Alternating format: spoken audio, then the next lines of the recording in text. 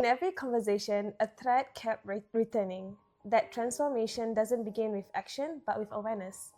Today, we're gathering the pieces, the endings we honored, the identities we questioned, the stillness we learned to sit with, the resilience we witnessed, and the village that held us. This final episode asks, what does it truly mean to begin again? Not as who we were, but as who we are becoming. All of the videos, right? He could have cried, but he held himself back. I'm just like, come on, Baba. In the name of organic and authenticity, cry for God's sake. Yeah, I mean, I could not hold that because I know I'm holding this back. When Allah gives you a mountain of burdens, He also grants you a strong ground to stand on. Yeah, Mama was a strong ground, man. And Mama, the family, was and still is that strong ground for me. That I discovered about through marriage, right? And I was saying that, I feel like marriage is probably the hardest thing I've ever been through. But it's a fulfilling one. It's always it's a journey, as you say, right? So I was sharing with you, the kind of things I've learned and whatnot. And then the first thing you reminded me was you got there's still more to go. You remain humble because there's still more to learn. Until you walk that path, you'll not discover these lessons. Yeah. It is painful, but the beauty of it, I think, is greater than the pain. Only if you can see and feel the beauty of it. As the saying goes, if you want to travel fast, you travel alone. Yeah. But if you want to travel far, you travel together. Yeah. And this journey is only a far journey. It's a far journey. Yeah. All right, we're back. This is the life of being a cat mom.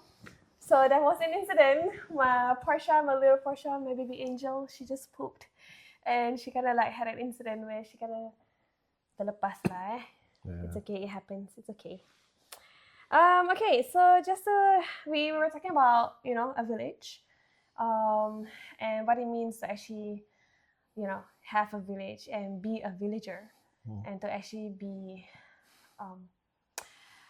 asking for help and be of service to others. I guess I would say that's a formula to being a villager.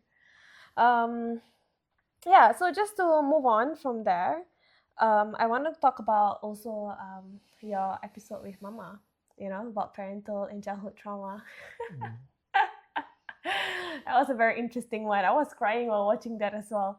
First and foremost, Baba, I have to say, I have to apologize. I think one of the things that kind of struck to me while watching that episode is it's truly, we'll never understand it unless we're parents. I'm not a parent yet, but just hearing Mama share about it, and one of the first things I felt was apologetic. I felt that you were saying how you've done your best, but it will never be enough, right? And I would think about all those things that we said to you, in the past, and how that must have been very painful, to hear. But at the same time, apologetic, but at the same time grateful that you never shamed us for expressing our feelings. Grateful that despite that you still gave your all. And grateful that, I have parents who really love us. We have parents who really love us. Yeah. Oh, I'm gonna get emotional. So,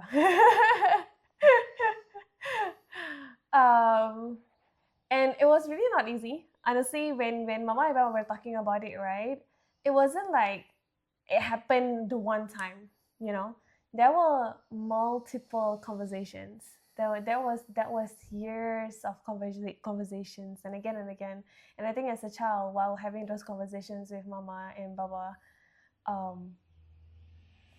I think the approach that we took was very accusatory, and that's why there was never a chance to actually have that bridge of understanding until we kind of grew up and have kind of some kind of maturity for us to actually tone down that accusatory kind of tone, for us to be able to actually what happened, this was what I felt happened, what was going on your side, and I also have to point out that, I think Mama was able to have that conversation with us because she had a moment to slow down. And I feel like that moment of slowing down is also somewhat of a privilege. I feel like that's not a privilege everyone has, to be able to slow down and to actually reconnect. How would you bridge that? Because as I was watching that, I would think that, some people might think that, because she had the luxury of slowing down, she had the privilege of slowing down. What would you say to that? Yeah. It's tough. I must admit that when I first learned about, Mama shared with me your conversation, the daughter's conversation with Mama here, talking about children trauma and all, and what you guys thought or how you guys felt. And I could see clearly that Mama was I would say, not to say disappointed, but touched, affected by that. And I must admit, I too initially was sometimes to the extent that you folks are ungrateful. Oh yeah. Right? It's so fair for you to feel that way, honestly. Yeah, but I remember saying this to Mama. It's okay, Mama. This is part of the journey, and part of the humility to give space to them, to the children. Let them allow them to, and probably this part of that letting go, right? Let this out of their chest. And I think we need to provide the space. So the role of parents is really to provide a safe space for the children to express and let it out from the chest. And our role is not to judge and make a position right or wrong, ungrateful or otherwise. Just provide that space. And I truly believe that it is a matter of time, which I said to Mama even in the episode. It is a matter of time. I truly believe one day the children will be able to appreciate better when they are in such a situation. Right? So the lesson here is that humility on our part to provide that space, the courage on your part to express your feeling and thoughts, but that humility has to be mutual.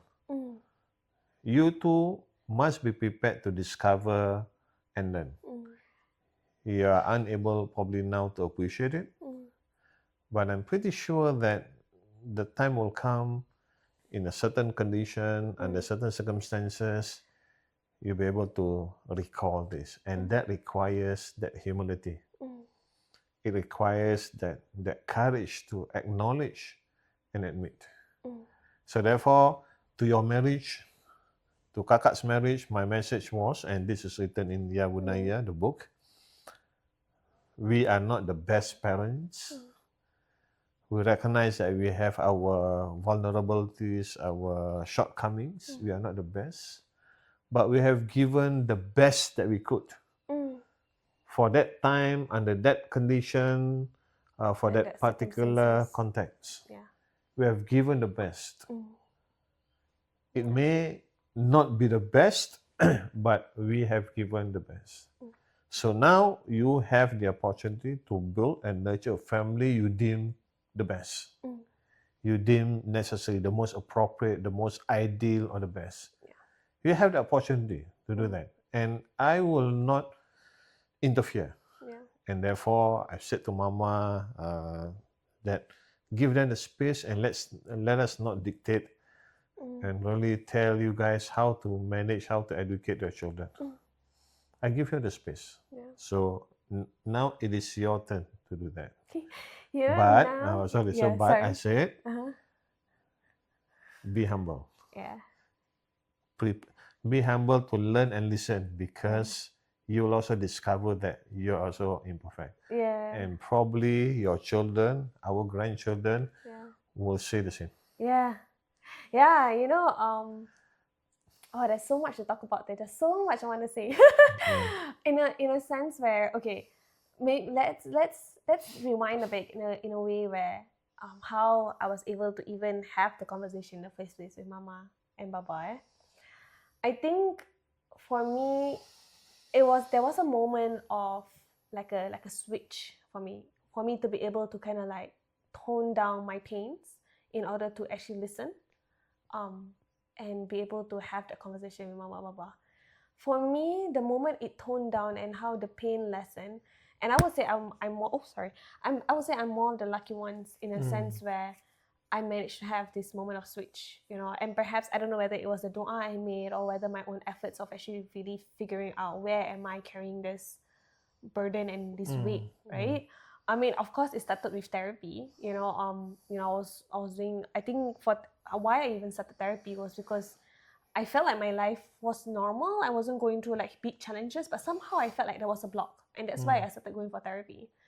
And then after going for therapy, it's realizing there are certain things that I haven't grieved yet. And then I went for a personal development program, and then that's when like they say like sometimes there are certain narratives and stories in our head that has dictate what's our identity, And for me, it was always this feeling of not feeling enough, and call it middle child syndrome, forgotten child, nothing's ever enough, So I had that kind of, I was carrying that burden a lot, and how I always felt like nothing I ever do would actually feel enough to my parents or like in the family, or I would never be seen as valuable.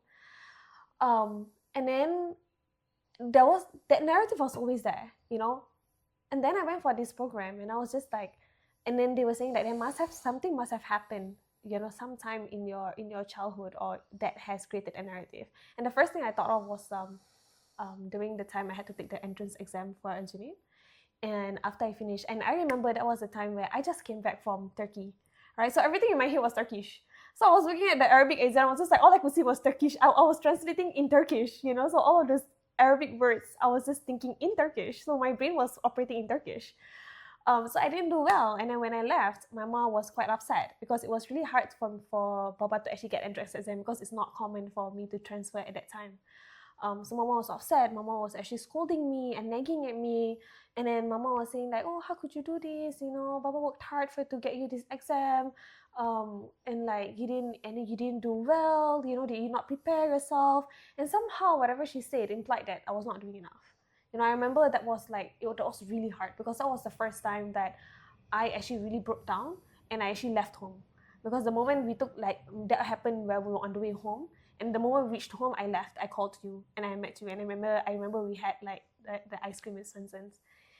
So I was sharing this story with them, with the mentors in that program, and they were saying that, okay, but at any moment did your mom say that you were not enough? I was just like, no, she didn't. She didn't have to. Everything she was saying implied that. And I was like, okay, but did she say that you were not enough?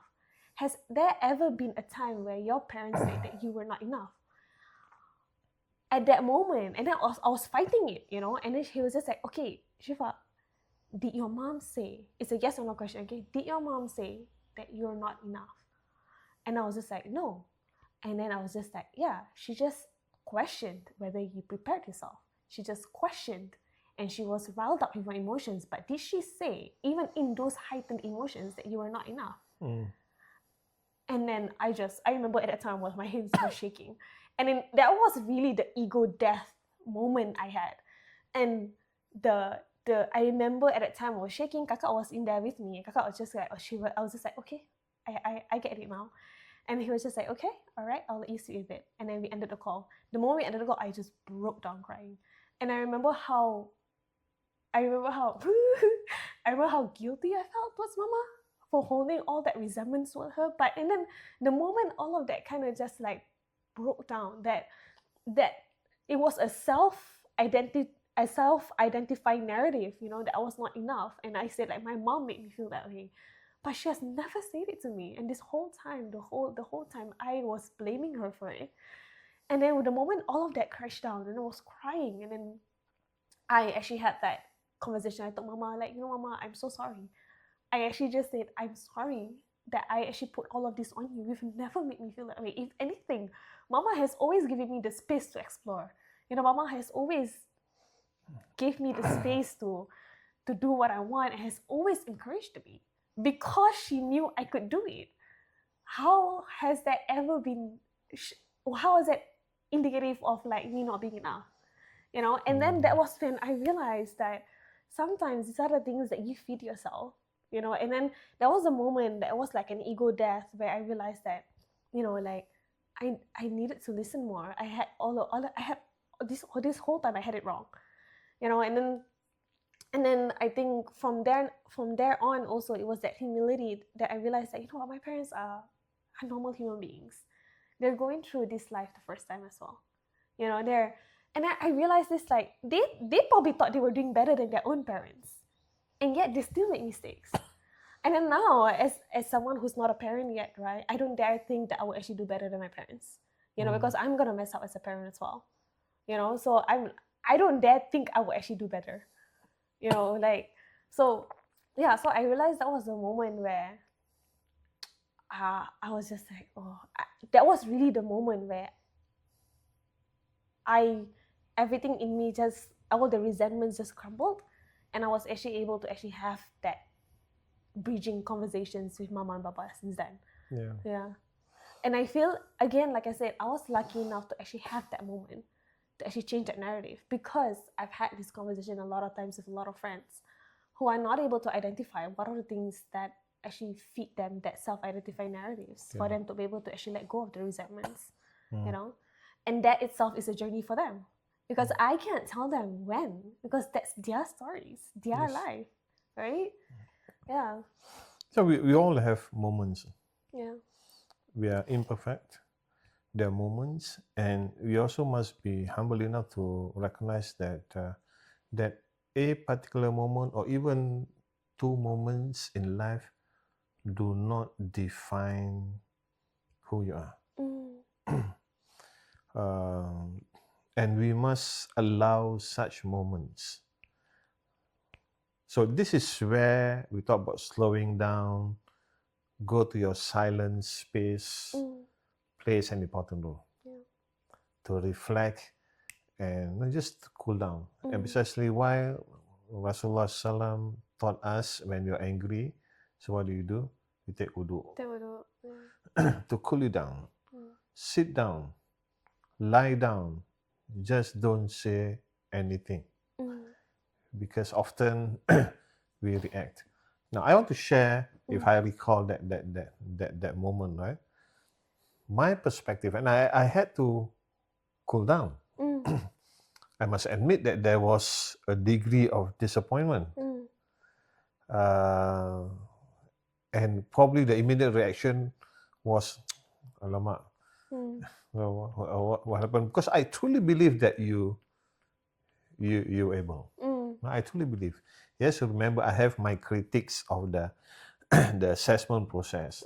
This assessment is basically not the way, and so on. So, but putting aside, but I had my disappointment.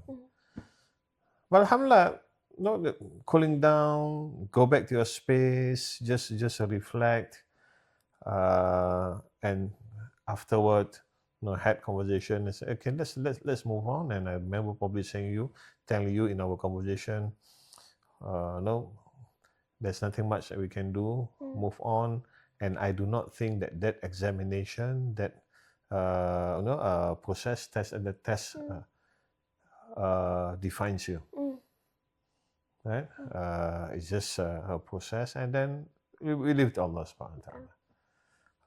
So I was able, alhamdulillah, to just cool down at that moment, acknowledge my disappointment, but that cooling down gave me that space to appreciate and to acknowledge. And I've argued before. Mm. Yes, Shifa may have not met your standards, Mm. but eventually she passed. Oh my god, let me just say this, okay? And you went to a university. Yeah, And no, you're no, what no. you are now. Let me say this, okay? I may have flunked the entrance exam, but on the first semester, right, I topped. Okay, Exactly. I was a top 10. And then I remember one teacher, saying how like, oh, they did not expect that I would actually do this well. Yeah, of course you didn't. But I'm like, I know I could. Yeah. So exactly. I mean, I remember saying that particular test, the grammar, the nahu, does not define whether you can read that. No, you can comprehend or not. Yeah. The fact that you passed and you did well, it sort of indicated that grammar test is not defining Yeah. of your capability. Yeah. Yeah. I mean, it's a matter of like, it goes back to also your ability to learn. Yes. Because I know I could learn. Yeah. At that point of time, it may be hard, but I knew I could learn. Hmm. Yeah. So it's boils after that. Yeah. Yeah. So I think even when it comes to, I mean, like Mama was saying that how that conversations were able to happen because like she slowed down. On the topic of slowing down, honestly, Baba, like I don't know whether you understand what slowing down is, because now even after you've left Muiz, right, I'm just like I don't know whether he's slowing down, because he's still doing a lot of things, but I guess that is what Mama and Baba keep reiterating. Slowing down does not mean you're not doing anything. Yeah. It's just a matter of like doing lesser, or actually putting a little bit more intentionality in what you do, and a lot more presence in what you do, and I find that I relate to that in a way where perhaps right now when I moved to Melbourne, that's when I really felt the idea of slowing down. But I also realized that now, like even when I'm not working, right, I still did a lot of things, So I think it's really just about putting a lot more presence in what you do. Yeah. And I do wonder what slowing down would look like for me if I was still in Singapore. I really cannot imagine what would be like for me though if I was in Singapore. Yeah. But slowing down is not pause altogether. You slow down, you cool down in order to and then it's a rejuvenation, and then you emerge stronger, and you learn to do things not just based on himma, the enthusiasm of the young, but the hikmah shuyukh, the wisdom of a senior person. So yes, I may not be as active because the value of our work, Shifa, is not in the magnitude and the size of our work. The value of our work is in its connection to the greater purpose. And that connection to the greater purpose requires that wisdom. And you slowly, you develop that holistic picture. This is something like when you have a mess in the store and you start to organize stuff and categorize stuff, and then slowly you see the big picture. You do not, at the first instance, develop that picture.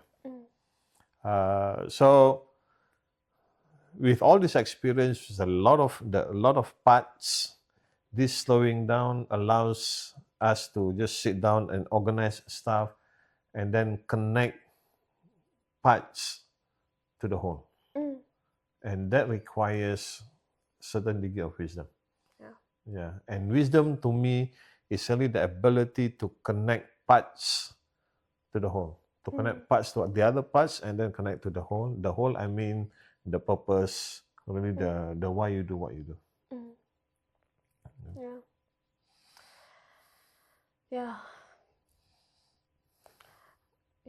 I think in the time that I had my slowdown, I think when I first moved here, it was very intentional to slow down because I told Zaki like I didn't want to work. I took that one whole year to actually just I mean now I'm still not working, but I wouldn't say it slowed down. Okay, now I feel like I'm actually in the height of certain things, but I think in the first year of being here, that slowing down, and again, that slowing down would benefit if you really put yourself in that position to actually be more aware and having that presence intentionality. Because I feel like in the year I was in Melbourne, I really allowed myself to immerse myself in certain things that built or like kind of like built something in me or built some kind of awareness in me. That was and then I think that also kind of was allowed because I was reading a lot of books. Also, I was having a lot of conversations because I had the time. I was lucky enough to have that time to actually have that reconnecting conversations. And it really helped, in terms of making sense of a lot of things. So I guess, again, but you can only be able to do that if you actually put that intentionality and not to actually just be distracted in the time of like slowing down. Okay. Now I wanna talk about integrating all of this. Okay, we talked about how endings are not really endings. Endings are just, there's no arrivals. It's all about the destiny, but it's all about the journey, right? So there's no really end to things in our life right now. It's just a continuous journey. And then when we talk about identity stripping, who are you at your core? And as I was watching the episode with you and Abang Izzat about the identity stripping, right? I remember at a time, because I was reading Atomic of Habits, and then how they say when you want to form habits, it has to be identity based, and then that's when it's more long lasting, right? So I was thinking, okay, what kind of identity do I want? And I realized that at the core of it all, I'm a Muslim. I'm a Muslim, and therefore, as a Muslim, it stands on the term itself. You're a Muslim, you Islam, right? You surrender, and then in that surrender is your service to Allah, right? So I feel like when it comes to identity stripping, right, it always goes back to that, who you are at your core.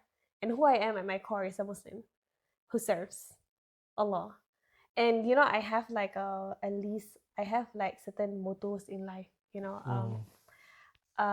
One of the things that I always tell myself, and what was the term? It's anfa'ahum lin khairun nas anfa'ahum.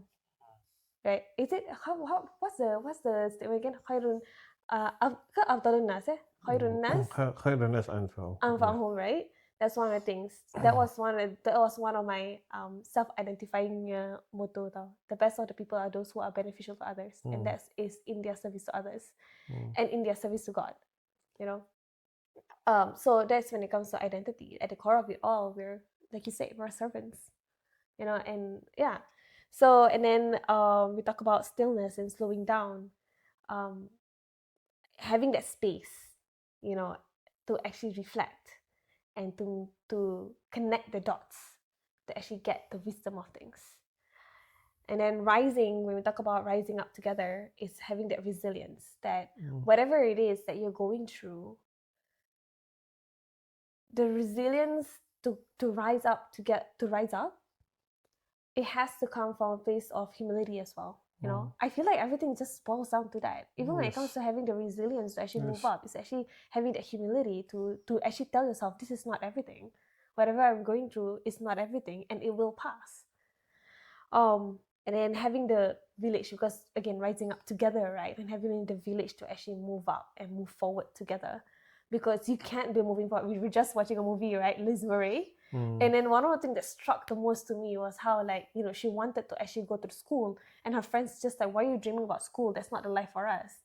And that's just so telling about the kind of village you want to keep to yourself and the kind of company you want to keep yourself, because this could actually pull her back, but she was very grounded to herself.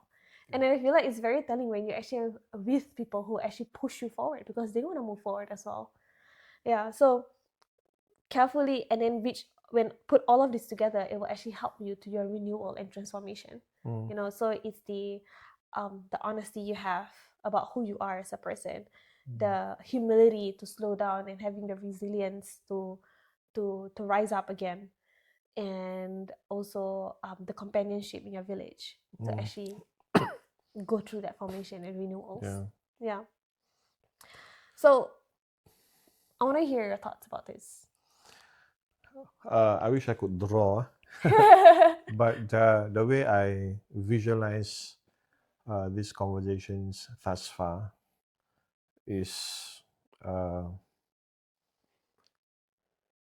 God sends His wisdoms through His creations and the servants. Mm. And history of mankind, million of years, the world has existed for millions of years before even we men existed on this world. Mm. But even if you look at the history of humankind, probably 500,000 of years, it's a long history, and within which you have these multiple layers of wisdoms that Allah subhanahu wa ta'ala sends through His creations and the servants. Right? So it is a journey of discovering this wisdom. And this must not, as Muslims, I believe that this must not be restricted only to what we call probably the Muslims or the Islamic sources. Yeah. Prophet Muhammad SAW described his role is filling up that one brick of that whole building. So there are many other bricks that we need to discover, right? So imagine this huge repository of wisdoms that Allah subhanahu wa ta'ala sent to us. And we want to continue with this tradition of transmitting these wisdoms to the generations, the subsequent generations, right? So therefore, there is this process between this, I imagine it's like interlocutors, people involved in this journey. So you have a tradition, and then the newer generation, and the new generation will continue to carry certain tradition, and so on and so forth. So there is this past and future, past, present, and future. Members of this existence are engaged in conversation. The old and the young, like what you're doing now, you and I. Yeah. So we are all engaged. We are all engaged in these conversations. Now, in order for that transmission of knowledge to take place, we must allow space for that conversation. Right? And here comes also the humility. The senior must not think that I know better, I know best. Or the younger ones say, you tak tahu lah, you're the past, we are now in the new world, and so on, thinking that they know better because of the scientific advancement, technological advancement, and so on, that thinking that they are wiser. So we must continue to engage this conversation with humility. And we want to provide a safe space for these conversations to take place in order to produce new traditions, and so on and so forth. So that's really the cycle, right? Yeah. Now, in that process, this journey, this conversation is really difficult, heavy on us. Yeah. We will face challenges, tribulations. It's not ideal the way we want to imagine. So life is full of all these trials and tribulations. This is where we need to remain resilient. And we see trials, challenges, difficulties as opportunities for us to emerge stronger. Right? So this conversation between the tradition and the new ones, in between a lot of conversations, there will be a lot of problems and obstacles. And we need to be resilient in order to bounce back from all those difficulties and then move on to the next phase. And in order to do this, we cannot travel alone. We need to travel together. We need to travel collectively. And this is where shared wisdoms, exchanges of wisdoms. Therefore, we talk about the village. Right? You want to travel fast, you travel alone. But you want to travel far, you travel together. And this is where the village is important. In this process, in the long process, as I've tried to visualize it, right? In this long process, ups and downs, resilient, emerge, you fall down, you rise up, you fall down, you rise up. We need to have moments of silence, slowing down. Yeah. Go back to that silent corner, reflect, and we must remain reflective. So therefore, it's not about just teaching you about wisdoms, but really presenting to you stories and experiences for you to reflect upon it.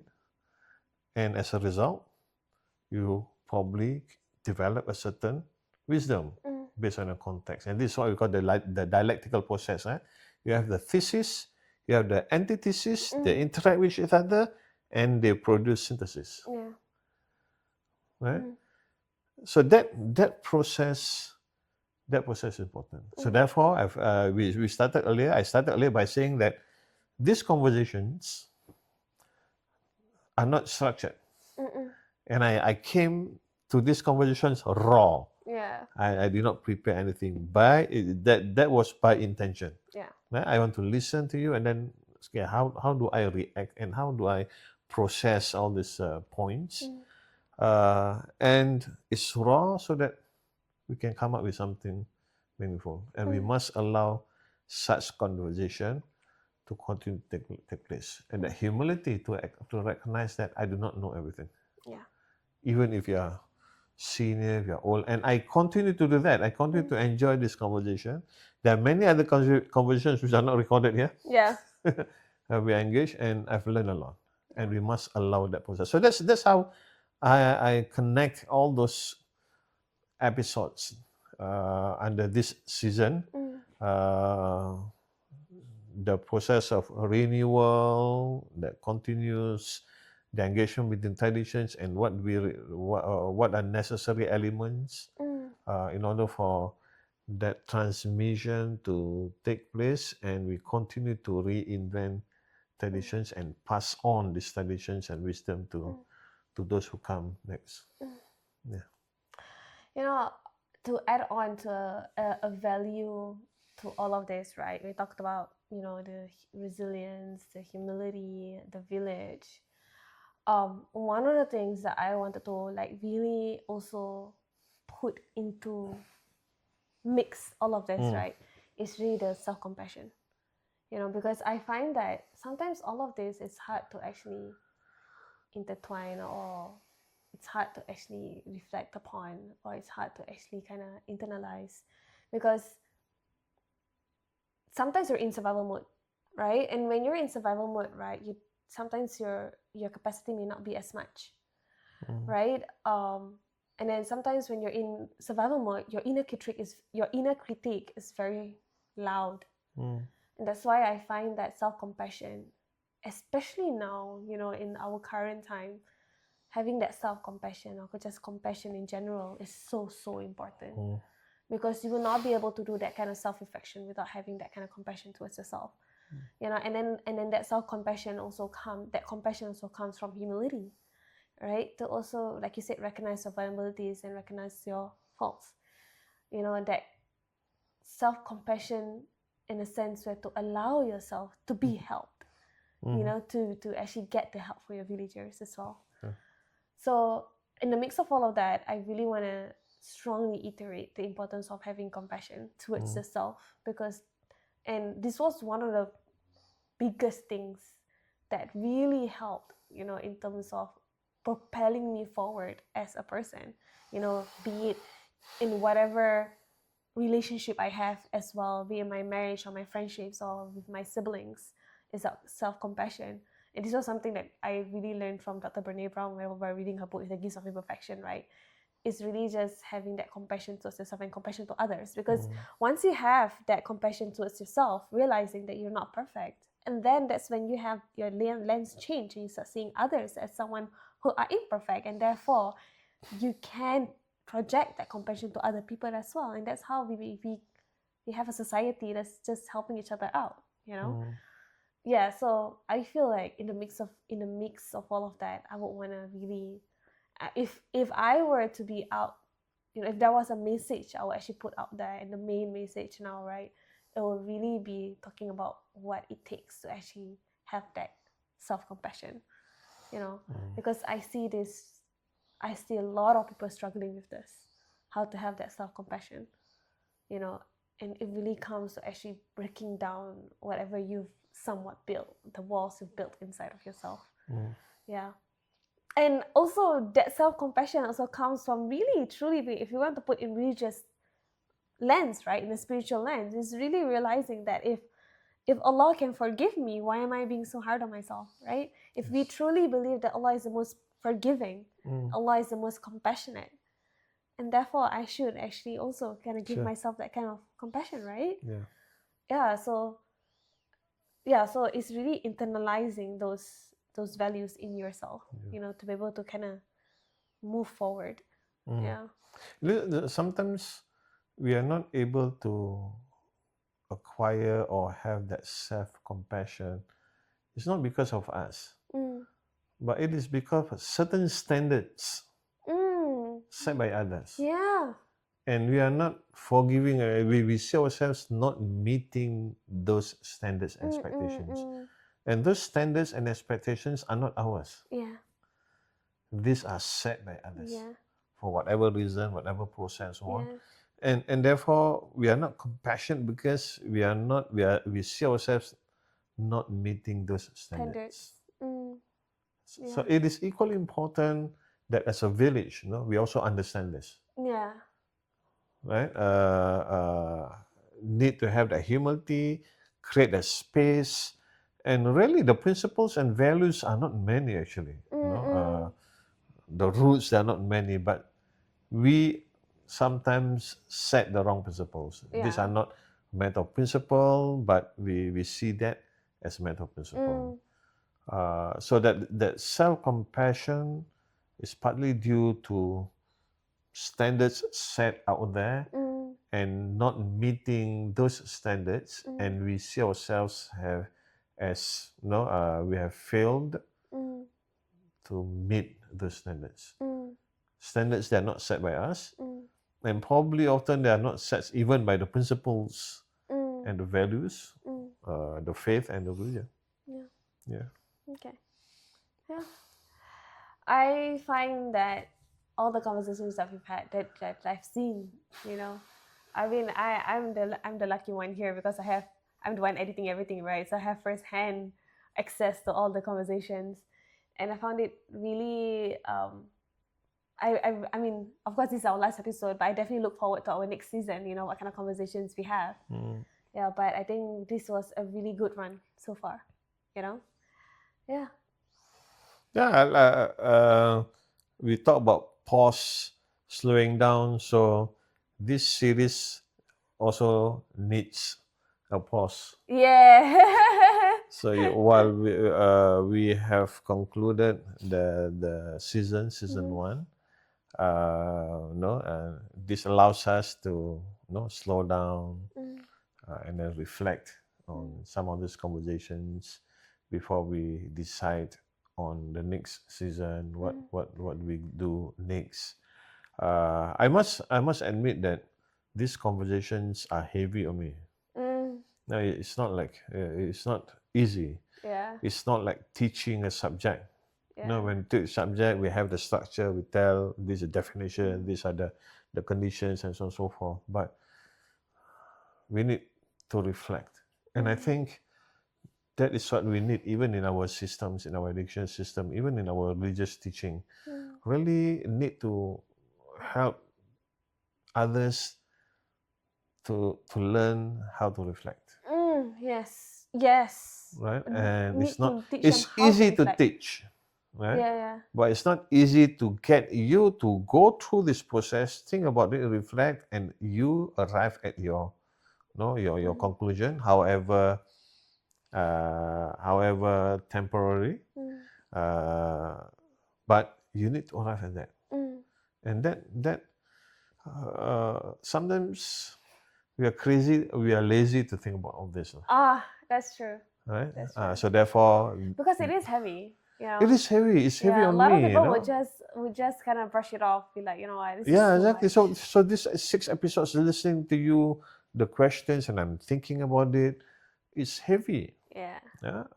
But necessary. it's necessary, and I learned in this process. Yeah. So therefore, we reiterated the point that this is not to teach viewers and listeners, but this is to invite viewers to this safe space Mm. for us to reflect, for us to just sit at one corner and then think about it. Yeah.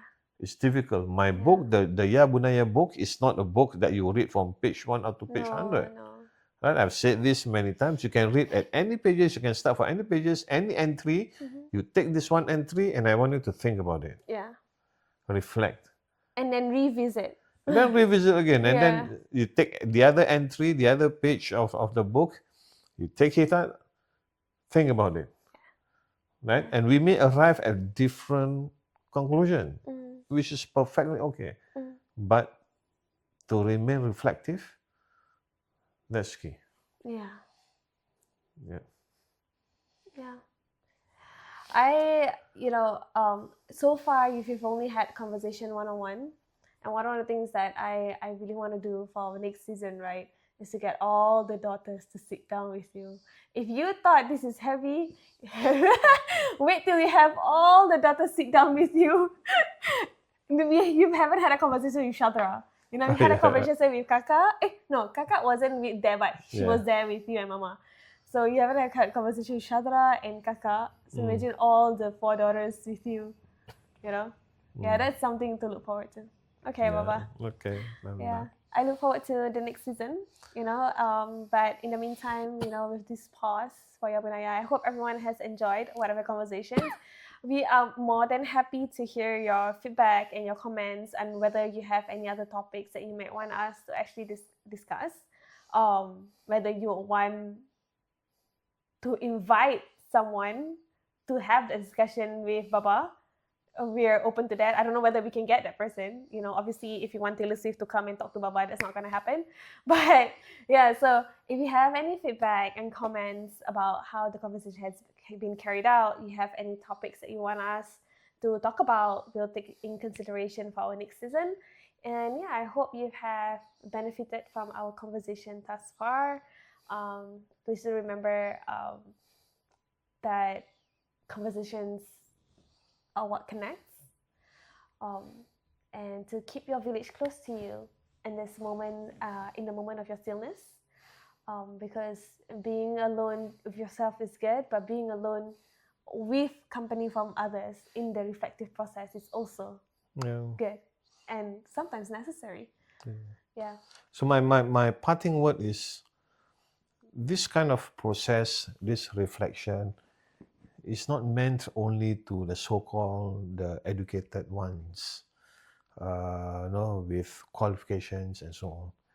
We are all given that potential. We are all given that faculty to reflect and think and apply, even probably the uneducated ones. My parents are not the educated ones, schooled parents like my siblings, but they were source of wisdom. So even the ordinary people, you have that, but allow yourself to think about it, and probably it helps for others to notice those wisdom and pick that out. And that's what I've been doing all this while. I talk to migrant workers, I talk to makcik-makcik, the pakcik-pakcik, I listen to them. Most of the time I listen to them, and I find wisdom. I find depth in their thinking. They may not be able to articulate it the way I articulate it, but there were sources of this wisdom. And you must not think that you are too inferior to this. Just allow yourself to to reflect on issues, open the hearts for these messages to come in. And Allah will send these messages to your heart, inshallah. Inshallah. Yeah. All right. Thank you everyone for being here, and I hope to see you in the next season, or whenever that's gonna come out. And yeah, I hope you have enjoyed this. All right. Assalamualaikum you. warahmatullahi wabarakatuh. Selamat. Thank you.